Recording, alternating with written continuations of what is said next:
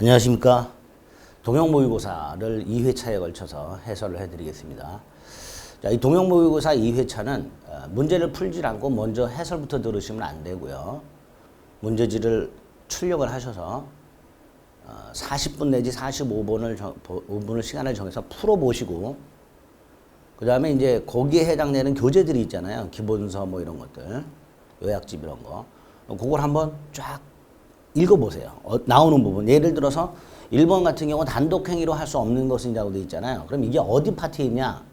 민법 총칙 법률행위 종류 파트에 있어요. 그럼 이제 그 법률행위 종류 파트를 찾아가지고 한번 그 파트를 쫙 읽어보고 이런 식으로 다시 말해서 이 나와 있는 지문이나 예제를 교재에서 찾을 생각을 하지 마시고 요 타이틀에 해당되는 거 있죠? 요걸 찾는 거예요. 그 부분을 어디 있었지? 단독행위는 법률행위 종류지. 민법 총칙이 있었구나. 뭐 이런 식으로. 물론 이제 이렇게까지 찾을 수 있는 능력이 있는 분들은 별로 없죠. 별로 없지만 교재를 넘기다 보면 보입니다. 그러니까 문제를 풀어보고 그렇게 한번 확인하고 해설을 듣고 아니면 그 책을 찾는 게 시간이 오래 걸리고 잘 못 찾겠다면 문제를 풀어보고 해설을 듣고 복습을 하고 이런 식으로. 그래서 세 번 하셔야 돼요. 먼저 풀고 해설 듣고 교재로 복습하고 이렇게 2회차를 해주시면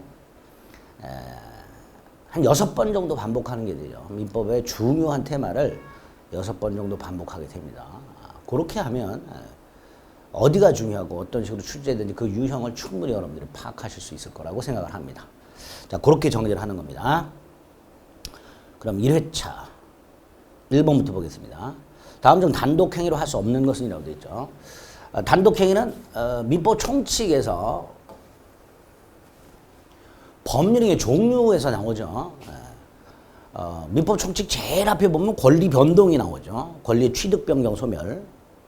그 다음에 그 권리를 변동시키는 원인이 있죠. 이걸 법률 요건이라 하고 그 법률 요건에 법률 행위와 법률 규정이 있죠. 그리고 법률 행위에 분류가 쭉 나오죠. 종류가. 첫 번째가 단독행위하고 계약 구별하는 거고요. 두 번째가 채권행위하고 처분행위 구별하는 거죠. 이 두 개의 구별은 여러분들이 잘 정리를 해 주셔야 돼요. 자주 등장하니까. 자, 그 중에서 단독행위와 계약을 구별하라 이렇게 나와요. 단독행위로 할 수 없는 것은 그럼 뭘 고르라는 거예요? 계약을 고르라는 거죠. 그리고 그 예로 나오는 게 세 개가 있습니다. 하나가 합의해제, 또 하나가 1번의 매매예약, 세 번째가 채무 인수계약이죠. 요것도 계약입니다. 그래서 다음 중 계약을 골라라 라고 나오거나 단독행위가 아닌 것을 골라라 라고 나오거나 이렇게 단독행위로 할 수 없는 것을 골라라 이렇게 나오거나 이렇게 나오게 되면 세 가지가 답으로 나오게 됩니다. 답은 1번이 되죠. 채무 면제는 다른 말로 채권 포기라고 하죠. 단독행위죠. 그래서 2번에 채무 면제, 4번에 동의, 5번에 추인, 그다음에 뭐 해제, 해지, 취소, 철회 이런 것들은 다 상대방 있는 단독행위고요. 요거는 상대방 없는 단독행위죠. 제자범위 설립행위. 그런 식으로 법률의 종류를 구별해 주시면 되겠습니다. 답은 1번이죠. 그 다음에 2번. 자, 2번은 반사회적 법률에 관한 설명으로 옳지 않은 것은 이렇게 되는데 우리 반사회 질서 행위인 거 아닌 거 반드시 기억을 해둬야 된다 그랬어요. 그죠? 그 다음에 반사회 질서 행위의 동기불법의 개념이 예외적으로 포함된다는 거. 그 다음에 이중매매. 그러니까 반사회 질서에서 시험에 나오는 거예요. 반사회 질서 행위냐 아니냐 구별하는 거. 그 다음에 부동산 이중매매 사례 형태. 그리고 동기의 불법의 개념. 요 정도입니다. 그리고 이제 불공정한 행위가 따로 나오죠. 그렇게 정리를 하셔야 됩니다. 1번 행정관정의 진술서를 제출해 상대방을 궁지에 빠뜨리고 이걸 취하하는 조건으로 거액의 금전을 제공받는 거. 이거 반사회적 행위에 해당하죠. 두 번째, 동기가 반사회적. 이게 뭐죠? 동기의 불법이죠. 동기의 불법은 원칙적으로 반사회 질서가 아니죠. 그런데 그 동기가 표시가 되면 또는 알려지면 반사회 질서가 되죠. 그러니까 표시된 동기가 반사회적이다. 동기가 표시됐다 이런 뜻이죠. 그게 불법이라면 반사회적 행위로 무효가 됩니다. 자, 이중매매죠. 매도인의 배임 행위에 재임의 수인이 적극 가담했다. 그럼 반사의 질성이로 무효죠. 4번 증권회사가 고객에 대해서 정당한 사유 없이 증권거래와 관련해서 발생한 손실을 보전해주는 약정. 이거는 반사의 질성이로 무효입니다. 반면에 발생할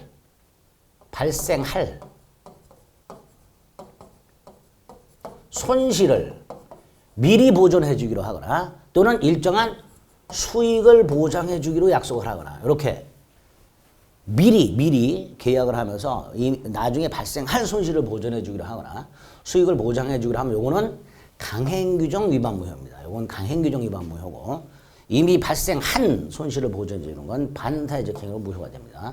답은 5번이죠. 강행규정 위반 행위, 반사의 질성이 불공정한 행위는 추인하더라도 효력이 없다죠. 잘 나오죠, 5번. 그래서 틀린 질문이 됩니다. 자, 그 다음에 이제 3번으로 가야 되겠네요. 자, 3번 봅니다. 3번은 이제 범죄력의 해석과 관련해서 범죄력 해석은 규범적 해석이 원칙이지만 예외적으로 자연적 해석하는 경우가 있고 자연적 해석 중에 5표시 무해가 있죠. 그 사례가 드러나오죠. 당사자 쌍방이 모두 갑토지를 계약 목적물로 삼았으나 갑토지를 계약 목적물로 삼았다는 건 갑토지를 매매하기로 의사가 합치가 됐다 이런 뜻이죠. 근데 집원에 착각을 일으켜서 을토지로 표시했죠. 요게 오표시라고 부르는 거죠. 이렇게 계약서에는 을토지로 잘못 표시했다 하더라도 그 잘못된 표시는 계약에 아무런 영향을 주지 않는다가 오표시 무효죠. 그러니까 계약은 갑토지에 대해 성립하죠. 이게 오표시 무효고 자연적 해석이죠. 자연적 해석은 차고 취소할 수 없죠. 결국 옳은 것 골라라 그러면 하나예요. 계약은 갑토지에 대해 성립했다. 그리고 차고 취소하지 못한다. 그거 고르면 돼요. 그러니까 2번 계약은 갑토지에 관해 성립했고 착오를 이유로 취소할 수 없다. 이게 옳은 지문이 됩니다. 자연적 해석은 의사만 고려하고 표시는 고려하지 않기 때문에 착오 문제가 생기지 않는다. 기억해 두셔야 됩니다. 대표적으로 오표시 무효가 거기에 해당이 되죠. 2번이 옳은 질문입니다. 4번 가본 채권자로부터 강제 집행을 면하기 위해서 벌써 허위 표시죠. 가장매매죠. 가본 채권자로부터 강제 집행을 면하기 위해서 을과 합의하여 값수 X 부동산을 허위로 매매. 이게 뭐죠? 가장매매죠. 자, 가장매매는 무효니까 을에 대한 소유권 이전 등기도 무효죠. 다만 을이 병에게 팔았어요. 이때 병은 선이라면 소유권을 취득하죠. 그렇게 머릿속에 일단 기본이 세팅이 돼야 되죠. 자, 1번 갑을 간의 매매가 가장매매로 무효다. 허위 표시로 무효다. 반사의 질서행위는 아니죠. 반사의 질서행위는 아니니까 갑은 여기에 부당이득 반환을 청구할 수 있다. 이렇게 되죠. 불법 원인급여가 아니니까. 2번 병이 갑을 간의 계약이 허위임을 몰랐다. 선이죠. 선이라면 과실이 있더라도 보호되죠. 제3자는 선이기만 하면 과실이 있든 없든 보호된다 그랬습니다. 3번 병이 선이라 하더라도 갑을 매매는 무효죠. 병이 선이라 하더라도 갑을 간의 가장매매는 언제나 무효입니다. 틀렸죠. 4번 병이 악의라면 병은 보호를 못 받죠. 그러니까 갑은 병에게 반환을 청구할 수 있다 이렇게 되죠. 자, 병이 선인지 여부를 판단하는 시점은 갑을 간의 계약 당시가 아니라 을병 간의 계약 당시죠. 을병 간의 계약 당시에 병이 선이었냐 악이었냐 이렇게 판단하죠. 어떤 행위에 하자가 있는지 여부는 원칙적으로 행위 당시를 기준으로 판단하니까 병의 성인 여부를 판단하는 시점은 갑을 매매 계약이 아니라 을병 매매 계약 체결 당시 이렇게 되겠죠. 그래서 3번이 틀린 질문이 됩니다.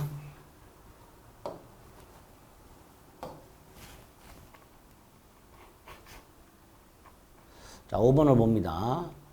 좀 길지요? 어이구야, 좀 기네요. 그럼 천천히 한번 내려가면서 보겠습니다.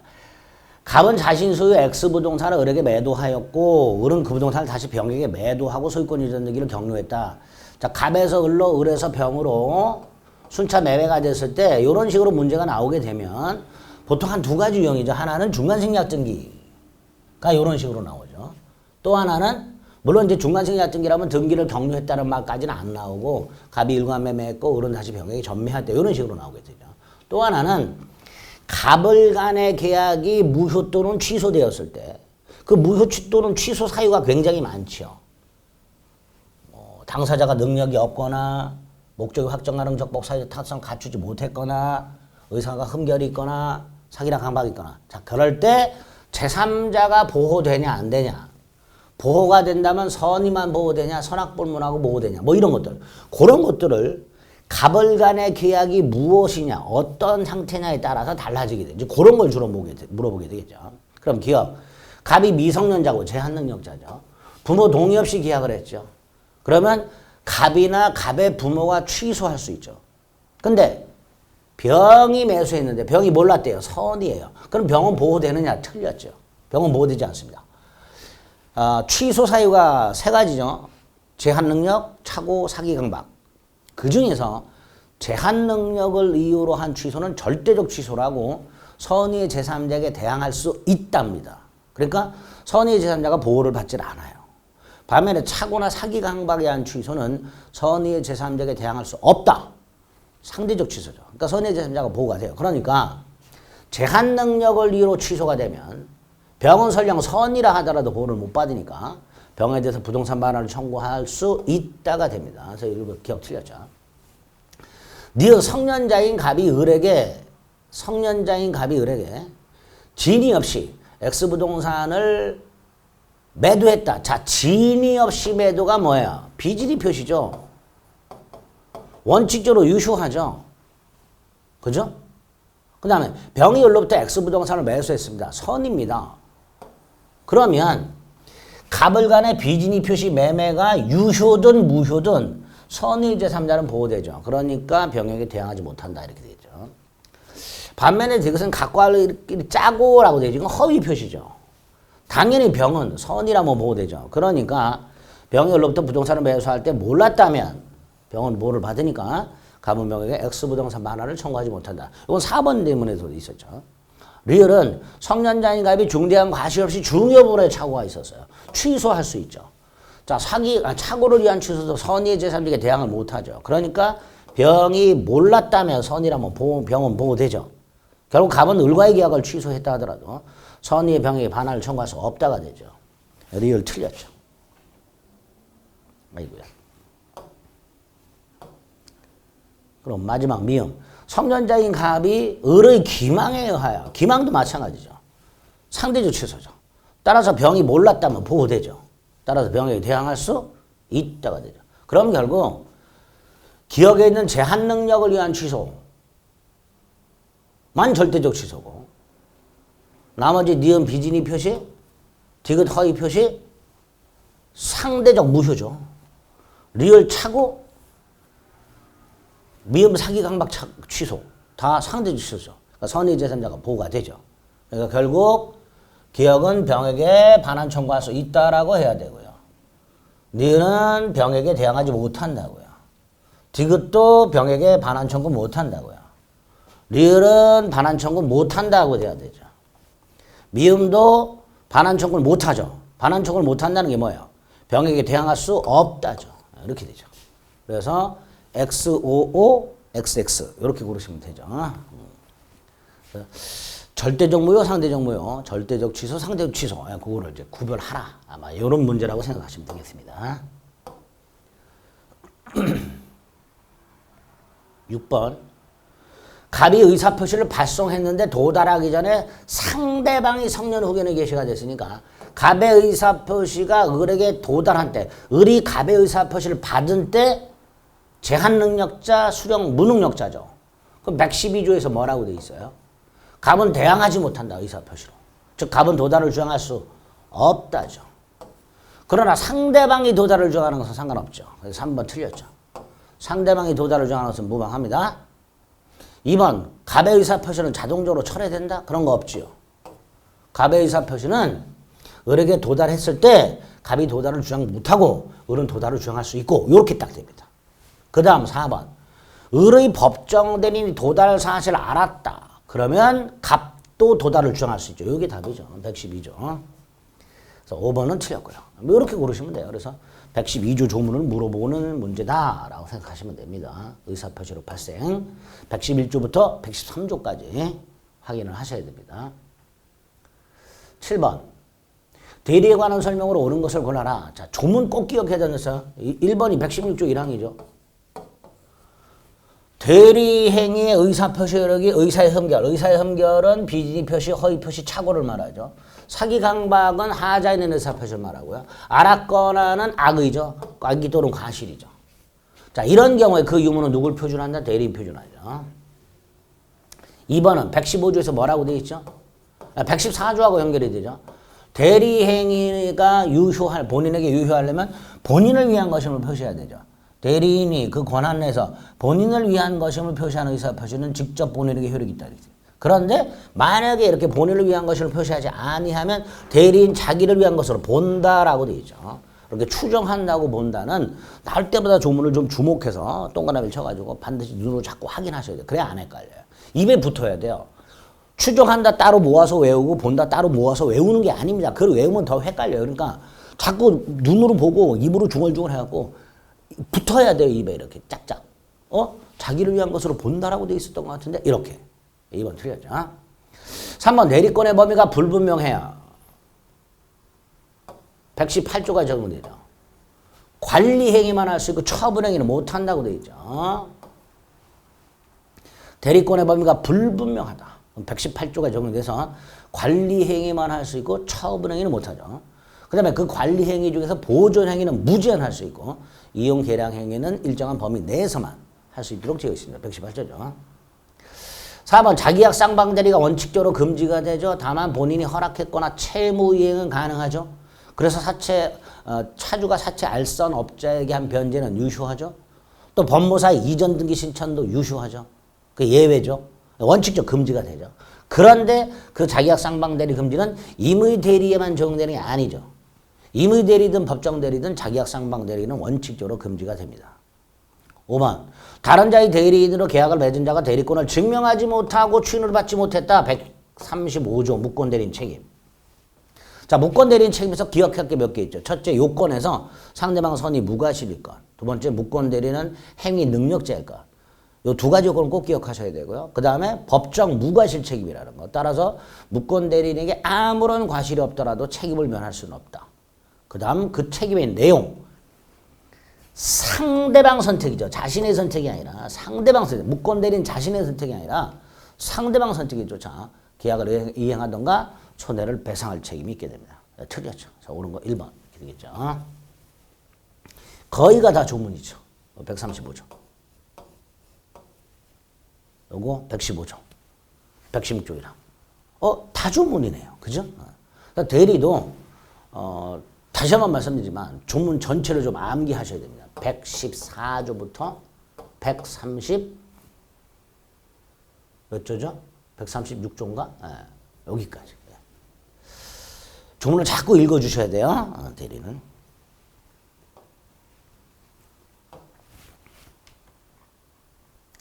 8번 표현대리. 무권대리지만 본인에게 유효한 게 표현대리죠. 표현대리에서 기억해야 될 지문이 몇 개 있죠. 표현대리는 무권대리 쪽이다. 따라서 유권대리에 관한 주장 속에는 표현대리에 관한 주장이 포함되어 있지 않다. 직접 상대방만 주장할 수 있고 주장하게 되면 본인은 전적인 책임을 져라. 강행규정 위반 행위가 표현대리에 해당한다 하더라도 표현대리를 적용할 수는 없다. 표현대리가 세 가지가 있죠. 125조, 126조, 129조. 그 표현대리 규정에서 말하는 제3자는 직접 상대방만을 말한다. 일단 이런 게 기본이죠. 그 다음 125조 대리권 수여 표시한 표현대리죠. 대리권 수여 표시는 당연히 서면화하지 않고 구두로 할 수도 있죠. 2번 126조 권한 넘은 표현들에서 기본 권한과 그걸 넘은 행위는 동종일 필요도 없고 유사할 필요도 없죠. 그래서 등기 신청을 하라고 서류를 줬더니 그 서류 가지고 매각을 했다. 기본 대리권은 공법상 행위, 넘은 행위는 사법상 행위. 그래도 권한 넘은 표현들이 성립하니까 동종 유사할 필요가 없다. 한번 나왔네요. 125조, 126조, 129조 상대방, 제3자라 하면 직접 상대방을 말합니다. 직접 상대방. 전득자는 빼야지. 상대방, 즉 제3자. 여기서 이제 조문에서는 제3자라고 되어 있죠. 직접 상대방만을 말하게 됩니다. 4번 129조 대리권 소멸 후의 표현 대리에서 선의의 제3자에게 대응하지 못한다 이렇게 되어 있죠. 물론 정확하게는 선의 무과실이죠. 왜? 뒤에 상대방이 과실이 있을 땐 그러하지 않아야 돼. 상대방이 알 수 있었을 경우. 그러니까 선의의 재산적이 대항하지 못한다. 정확하게는 선의 무과실이죠. 5번 129조 표현대리는 의무대리뿐만 아니라 법정대리에도 적용되죠. 그래서 125조만 의무대리에 적용되고요. 126조나 129조는 의무대리 법정대리 공통적으로 적용이 됩니다. 그래서 틀린 것은 3번이죠. 직접 상대방 말을 말합니다.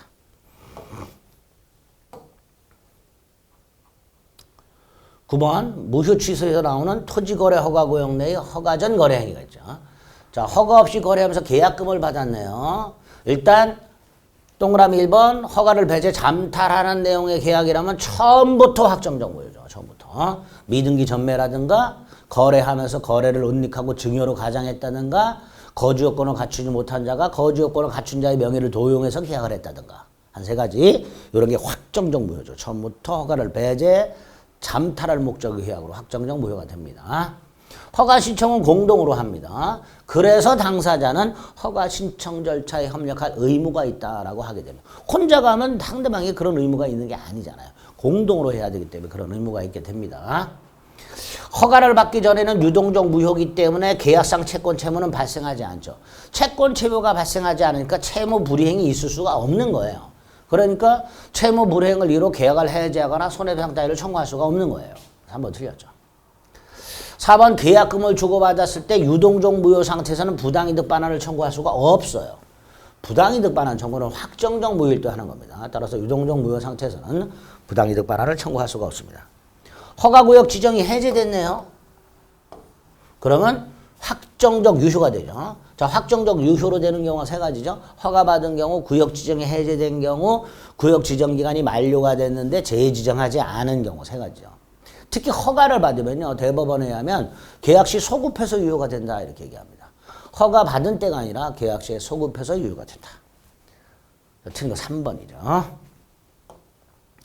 토지거래 허가구역 내에서 허가전 거래 행위와 관련된 대법원 판례 반드시 정리하셔야 됩니다.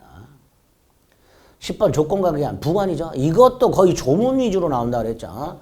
147조부터 154조까지. 자, 기한 도래 후 법률의 효력. 절대로 소급표가 인정 안 된다 그랬죠.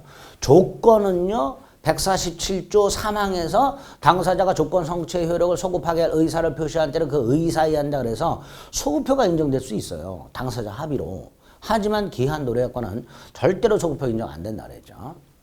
2번 조건이나 기한은 원칙적으로 붙일 수 없는 행위. 조건과 기한을 붙일 수 없는 행위들이 있어요. 법률 행위 중에서 조건이나 기한을 붙일 수 없는 조건과 기한에 친하지 않은 행위들이 있어요. 가족법상 행위, 단독행위, 어음수표 행위. 그런데 어음수표 행위는 지급일을 명시해야 될 거 아니에요. 그게 시기죠. 그러니까 예외가 되는 거죠. 어음수표 행위는 시기를 붙일 수 있다. 이렇게 되겠죠. 기한은 채무자 이익을 위한 걸로 추정하죠. 채무자 이익을 위한 걸로 추정한답니다. 본다가 아니라. 그것도 조문이죠. 153조 1항. 153조 1항. 기한은 채무자 이익을 위한 걸로 추정한다. 이렇게 되죠. 4번 조건이 법률의 당시에 이미 성취할 수 없는 것. 151조 3항. 조건이 법률의 당시에 이미 설치할 수 없는 것을 뭐라 그래요? 불능조건이라고 하죠. 불능조건. 불능조건이 해지조건이래요. 불해조조. 불능조건이 정조건이래요. 불정무조. 기정조, 기해무, 불정무, 불해조. 자, 불정무가 뭐야? 불능조건이 정조건이면 그 행위는 무효다. 불해조는 불능조건이 해지조건이면 조건 없는 행위다. 그러니까 불능조건이 해지조건이다. 조건 없는 행위. 불능조건이 정조건이다. 그 행위는 무효. 불정무, 불해조. 이렇게 되겠죠. 자, 5번 153조 2항에 보면 기한 이익은 포기할 수 있다. 그러나 상대방이 이걸 해야지는 못한다. 만약에 상대방이 이걸 해야 하는 경우는 어떻게 하느냐? 손해를 배상하고 포기할 수 있다죠. 포기할 수 없다가 아니라 손해를 배상하고 포기할 수 있다가 되겠죠. 153조 2항. 이런 식으로 조문 위주로 확인해 주시면 됩니다. 자, 민법 총칙 문제는 조문도 많이 나오고요. 지문이 아주 평이하게 나오니까 한 10문제 중에서 8, 9문제는 맞출 생각으로 정리를 해 주셔야 됩니다. 자, 11번. 부동산과 권리의 모두 설정이 가능한 물건이라고 하는데 뭐 이렇게까지 나오긴 좀 어려운데 이건 이제 물건의 객체화에서 나올 수 있는 건데 지역권은 토지를 객체로 하죠. 지상권은 토지를 객체로 하죠. 질권은 동산과 권리를 객체로 합니다. 전세권은 토지와 건물을 객체로 하죠. 반면에 저당권은 토지, 건물, 지상권, 전세권을 객체하니까 답은 5번이죠. 뭐 간단하죠. 부동산과 권리를 모두 설정 가능한 물건은 저당권 이렇게 되겠죠. 어렵지 않고요. 12번 물권 변동에 관하여 다음 중 옳지 않은 것은 부동산의 경우 점유의 이전은 물권 변동 요건이 아니다. 아니죠. 부동산의 경우에 물권 변동의 요건은 법률 행위인 경우에는 등기고요. 법률 행위 아닌 경우에는 등기 없이죠. 어쨌든 이전은 물권 변동 요건이 아니죠. 2번 미등기 건물의 원시 취득자. 미등기 건물의 원시 취득자란 건물 신축한 사람이죠. 근데 그 사람이 건물을 팔았어요. 그리고 합의를 해서 직접 승계 취득자 이름으로 보존등기를 했어요. 미등기 건물을 신축한 사람은 보존등기를 하지 않고 원래는 신축자 이름으로 보존등기를 하고 이전등기를 해줘야 되는데 신축자의 보존등기를 생략하고 매수인 이름으로 보존등기를 했죠. 이걸 뭐라 그래요? 모두 생략등기라고 하죠. 중간 생략등기 일정이죠. 요거 우리 대법원의 유효라고 하게 됩니다. 그래서 1번, 2번 다 옳은 지문이 되죠. 3번. 어디 갔냐? 여기 있네. 자, 원인 행위의 무효로 물건이 복귀되는 경우에 말소 등기 없이 이전 등기하면 그 등기엔 효력이 없다. 자, 원인 행위의 무효로 물건이 복귀가 된다. 어떤 이미지가 머리에 빡 떠올라야 되죠. 계약을 하고 등기를 하고 계약이 실효가 됐다 이런 뜻이죠. 부동산에 대해서 매매 계약을 하고 등기를 넘겨줬는데 원인행위, 이 원인행위가 계약이에요. 등기의 원인이라는 뜻이죠. 이 원인행위가 실효가 되면요. 대법원에 의하면 이 매수인에게 이전된 등기를 말소할 필요 없이 소유권은 매도인에게 당연히 복귀가 되고 따라서 매도인은 매수인을 상대로 두 가지 중에 하나 할 수 있죠. 하나가 말소 등기 청구고요. 또 하나가 진정 명의회복을 위한 이전 등기 청구죠. 두 가지 중에 하나 할 수 있죠. 그러니까 이전 등기 할 수 있단 말이죠. 을 등기를 말소시킬 수도 있고요. 진정 명의회복을 위한 이전 등기를 청구해서 이전 등기를 받을 수 있단 말이니까 효력이 없다가 틀린 거죠. 3번은 진정 명의회복을 위한 이전 등기를 말하게 됩니다. 4번 법률행위에 의한 물권 변동의 경우에 공시방법, 즉 등기를 했다 하더라도 합의가 없다면 그 등기는 무효죠. 당연히 안 되죠. 물권적 합의라는 건 소유권 등 물권을 이전한다는 당사자의 의사합치를 말해요. 그거 없이 등기만 갖췄어. 그럼 변동되지 않습니다. 그래서 4번 같은 경우에는 법률행위의 물권 변동의 경우에 물권적 합의가 없다라는 말은 계약이 무효가 됐다. 뭐 그런 의미로 이해하시면 되는 거예요. 그러니까 매도인과 매수인 사이에 소유권을 이전하겠다는 합치가 없어요. 그러니까 등기했다 하더라도 무효다 이렇게 되는 거죠. 물권 변동이 효력이 없게 됩니다. 5번 미등기 부동산 양수인이 그 명의로 한 보존등기. 자, 똑같은 지문인데 넣어놓은 거. 이거 아까 2번이죠. 모두 생략등기. 이런 식으로도 나올 수 있는 거예요. 이 동형에 나와 있는 지문들은 대부분 산업인력관리공단 기출지문들 여기저기서 이렇게 뽑아온 것들인데 똑같은 내용인데 이런 식으로는 다르게 나온단 말이죠. 미등기 부동산을 산 사람이 그 사람 이름으로 보존등기했다. 유효죠? 자, 아까 이거 보세요. 미등기 건물을 양수한 사람이 보존등기했다. 똑같잖아요. 12번에 2번하고 5번이 이런 식으로 나올 수 있는 거예요. 그죠? 똑같은 문장인데 물론 하나의 시험에서 이 두 개가 나오진 않았어요. 각각 다른 자격증에서 나온 걸 제가 뽑아놓은 거예요. 아, 이렇게 다르게 표현이 나올 수 있어요. 민법은 그래서 어려워요.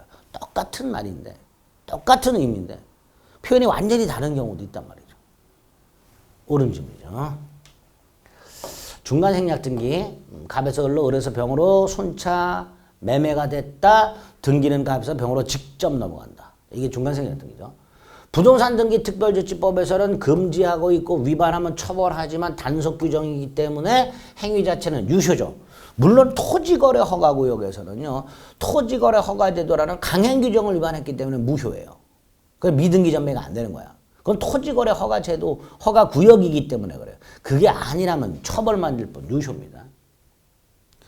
우리 대법원도 중간생략등기 유효를 인정하죠. 그 다음 3번은 이미 등기가 되었다면 합의가 없었다 하더라도 무효가 아니죠. 일단 등기가 되면 실제 권리관계와 일치하는 등기로서 유효하다라고 합니다. 그러니까 말소를 청구할 수 없다가 되겠죠. 4번 조심하셔야죠. 최종 양수이니까 병이죠. 중간자니까 을이죠. 을로부터 이전등기 채권을 양도받아요. 자, 이전등기 채권은 채권입니다. 채권을 양도하게 되면 채권자가 채무자에게 채권 양도를 통지하면 채권 양수인이 채권을 주장할 수 있도록 돼 있어요. 그런데 이전등기 채권은 그게 제한이 돼요. 어떻게? 을이 병에게 이전등기 채권을 양도하고 을이 갑에 대한 이전등기 채권을 병에게 양도하고 그 사실을 갑에게 통지한 것만으로는 안 된다. 갑이 동의를 해야 된다. 그래서 부동산 매수인의 이전등기 청구권이라는 채권은 그 채권 양도 법리가 제한이 됩니다. 그래서 최종 양도인 갑이 그 양도에 동의하지 않고 있다면 최종 양수인 병은 채권 양도를 원인으로 갑에게 등기를 청구할 수가 없게 됩니다. 갑이 동의해야 됩니다. 5번 중간생략등기 합의 후에 중간자가 대금을 인상하기로 했어요. 근데 그걸 안 줘요. 을의 채무 불행이 있죠. 그럼 당연히 갑은 을이든 병이든 등기 못해줘 라고 이전 등기 의무이행을 거절할 수 있겠죠. 돈도 못 받았는데 등기를 넘겨주는 건 있을 수 없겠지. 그래서 4번이 틀린 집니다. 잘 나옵니다. 4번. 14번 다음 중 등기 추정력에 관한 우리 판례의 태도와 다른 것은 자 1번 등기부상 현등기명인 전등기명인 이렇게 되니까 소유권 이전 등기 생각하시면 되죠. 현등기명인은 어떻죠?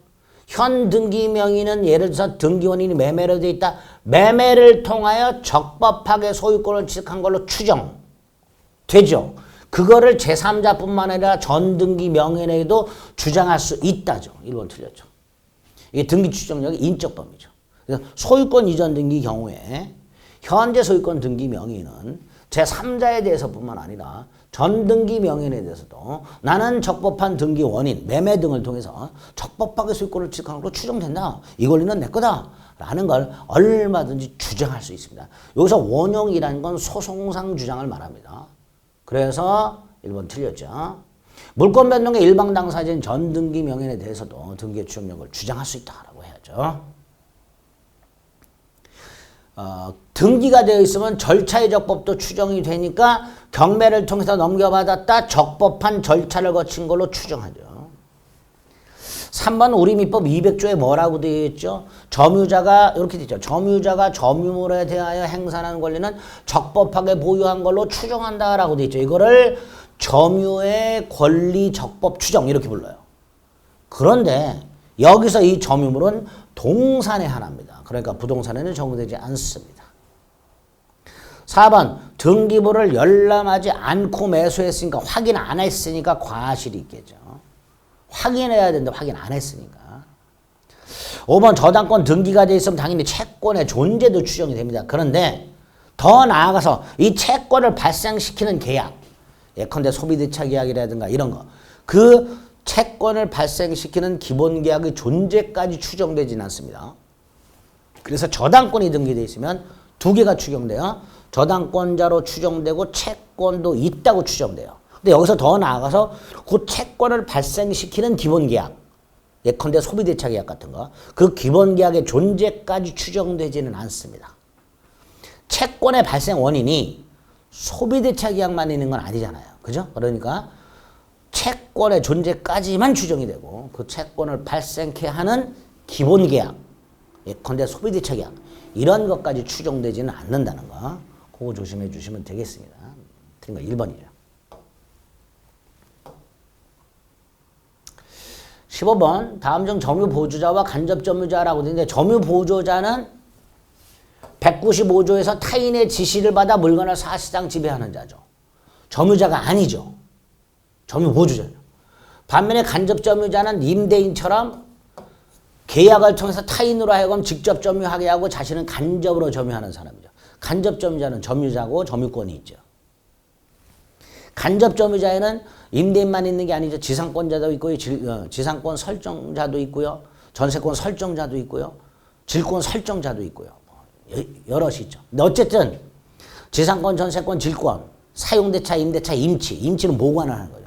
이런 계약의 기초에서 타인, 임차인 등으로 하여금 물건을 점유하게 한 자는 간접으로 점유권이 있다. 이렇게 되어 있죠. 자, 여기서 1번 점유취득시 요건으로서 점유는 간접 점유도 포함이 되죠. 자, 점유취득시 요건으로서 간접 점유가 포함된다는 건 갑수요 땅을 을이 점유하다가 그 땅을 병에게 임대를 해요. 을이 갑수요 땅을 점유하다가 병에게 임대를 합니다. 그럼 병은 직접 점유자고 을은 간접 점유자잖아요. 이 상태에서 20년이 되면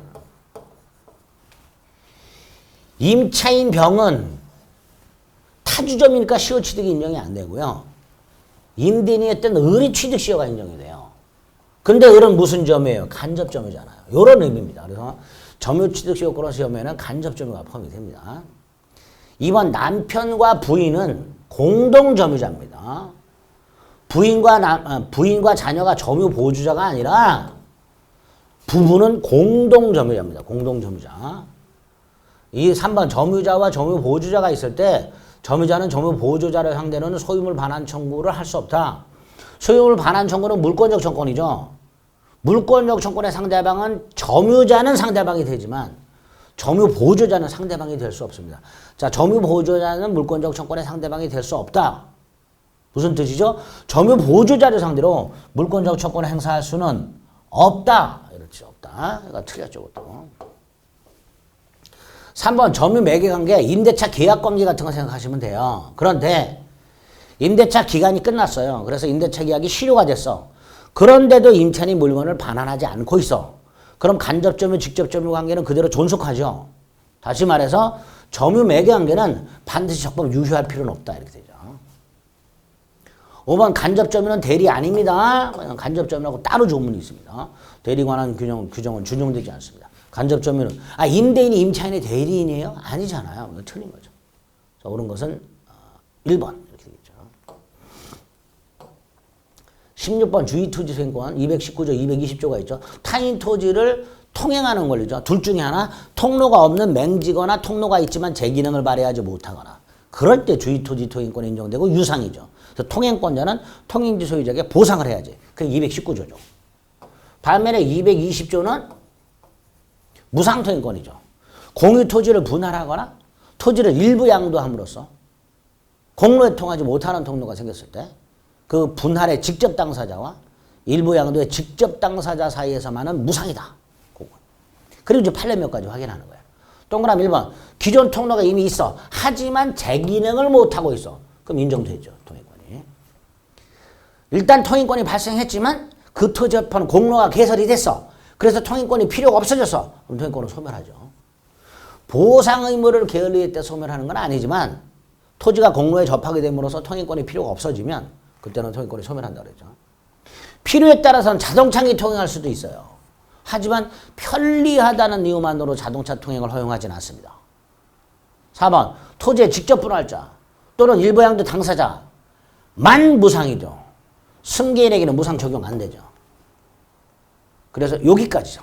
토지의 직접 분할자 또는 일부 양도 당사자에게만 무상통행권이 적용된다라고 해야 돼요. 토지의 직접 분할자 또는 일부 양도 당사자만 통행권이 적용된다라고 해야 되죠. 5번이 틀렸네요. 4번이 틀렸네요. 5번 어느 공로와 토지와 공로 사이에 그 토지 용도에 필요한 통로가 없을 때 그 토지 소유자가 주의토지를 통행 또는 통로를 하지 않으면 공로에 전혀 출입할 수 없는 경우 맹지 또는 있지만 통로가 있지만 제 기능을 발휘하지 못하는 경우 이게 과다한 비용을 요하는 때죠. 이럴 때 통행권이 인정되죠. 이게 219조 조문 내용 그대로죠. 5번이. 틀린 것은 4번이 됩니다.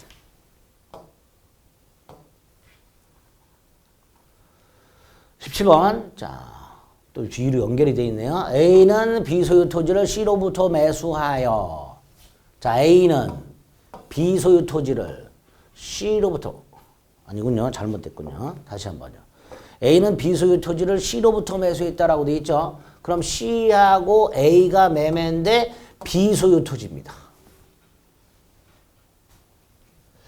근데 어쨌든 이 비소유 토지를 C로부터 매수해서 A가 점유를 하고 있는데 20년이 넘었죠. 22년째죠.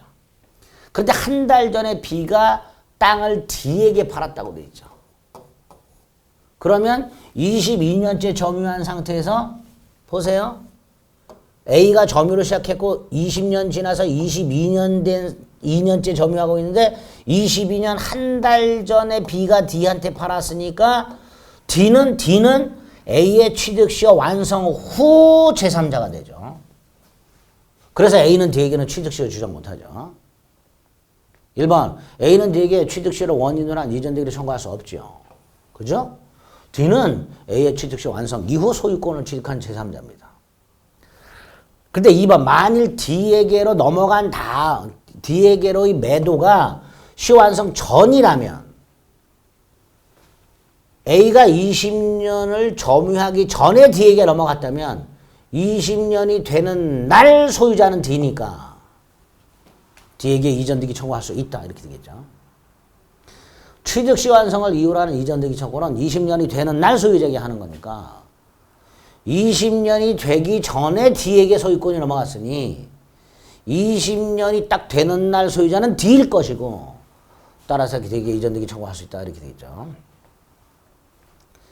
B는 D를 대위해서 A에게 토지 인도를 청구할 수 있는가?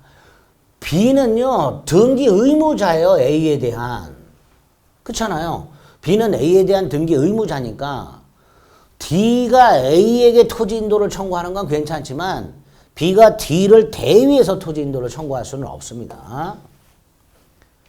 B는 A에 대한 등기 의무자잖아요. 그죠? 이건 조금 있다가 취소.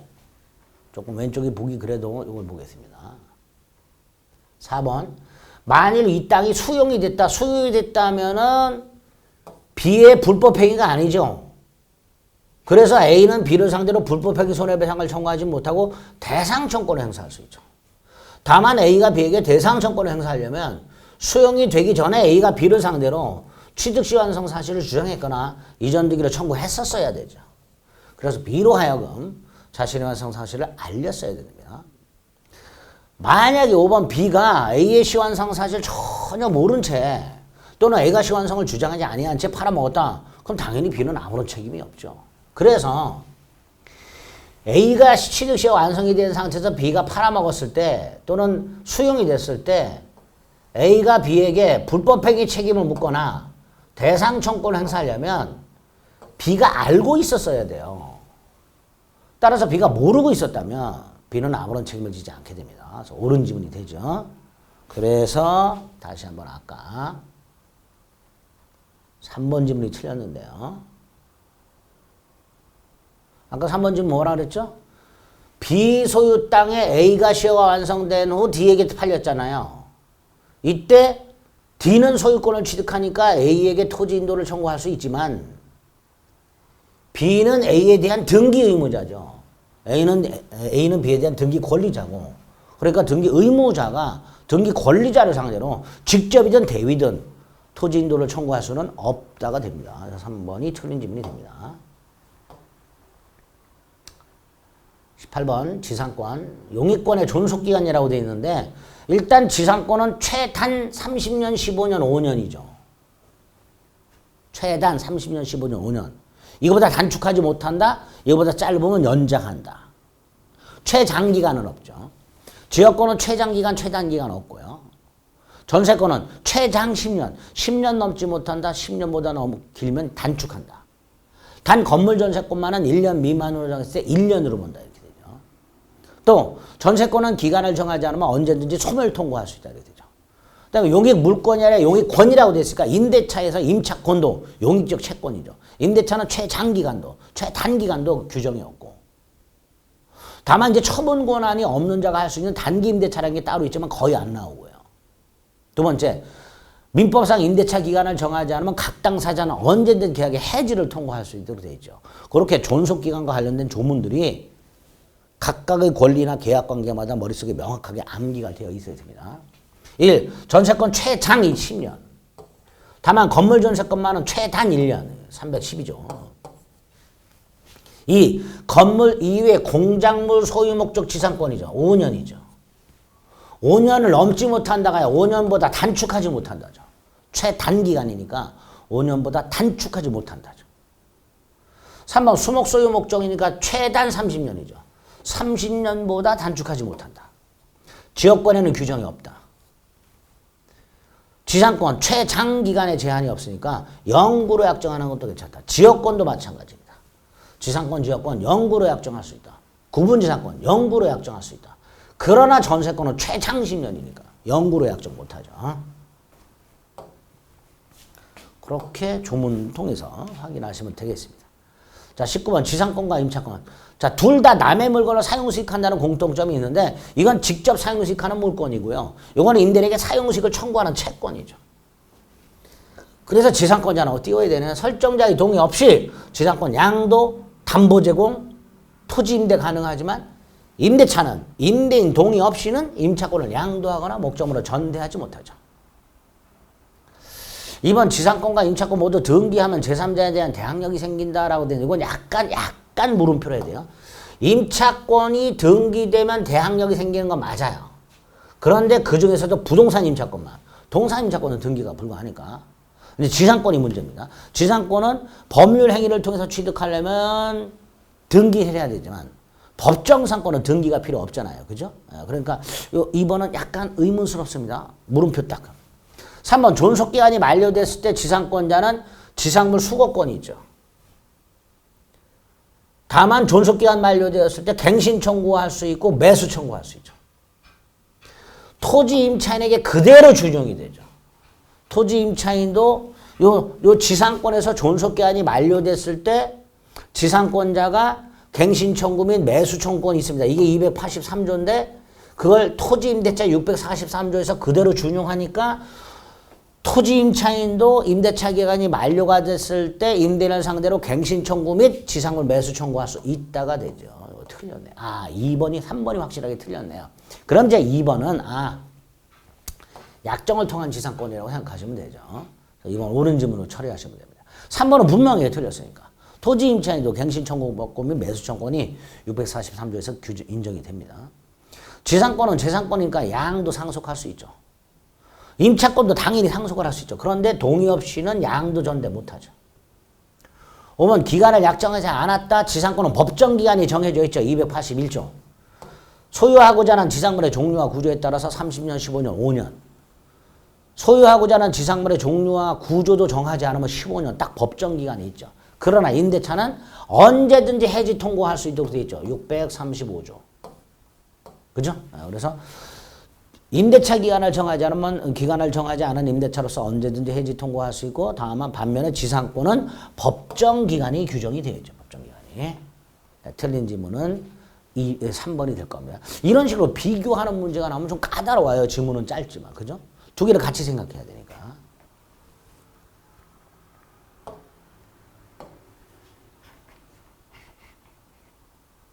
20번 봅니다. 전세권이네요. 전세권도 거의 조문 위주로, 그리고 기본이 된 판례 몇 개 위주로 보시면 되는데, 건물 전세권자는 건물만 사용하는 게 아니죠. 건물만 사용해라 그러면 건물을 들락할 때 날아다녀야 되잖아요. 그러니까 필요한 범위에서 대지 및 인근 토지도 사용할 수 있겠죠. 전세권자는 물권인자니까 목적물 점유하고 사용 수익까지 할 수 있죠. 전세권은 전세권 자체를 양도하거나 전세권을 담보로 제공해서 전세권의 저당권을 설정하거나 목적물을 전전세 또는 임대할 수 있죠. 이때 전세권자는 설정자 동의 없이 임대 전전세 할 수 있죠. 대신 책임을 가중시키죠. 전세권자는 전전세 또는 임대하지 않았더라면 면할 수 있었던 불강력적 손해에서 책임져라. 그게 308조죠. 임대차와 다른 점이죠. 이것도. 그러니까 용익물권자들은 지상권자라든가 전세권자들은 원칙적으로 설정자 동의 없이도 권리 양도, 담보 제공, 목적물 임대할 수 있다. 이렇게 됩니다. 전세권에는 전세금 증감 청권이 있죠. 경제사정의 변동이 있을 때 전세금에 대한 증액 또는 감액 청권이 있으니까 전세권자 감액 청권 인정이 되겠죠. 틀린 거 4번 이렇게 될 겁니다. 자, 1회차 문제, 동형모의고사 1회차 문제 20번까지 풀어보셨습니다. 21번부터 40번까지는 다음 시간에 시간을 달리해서 보겠습니다. 수고하셨습니다.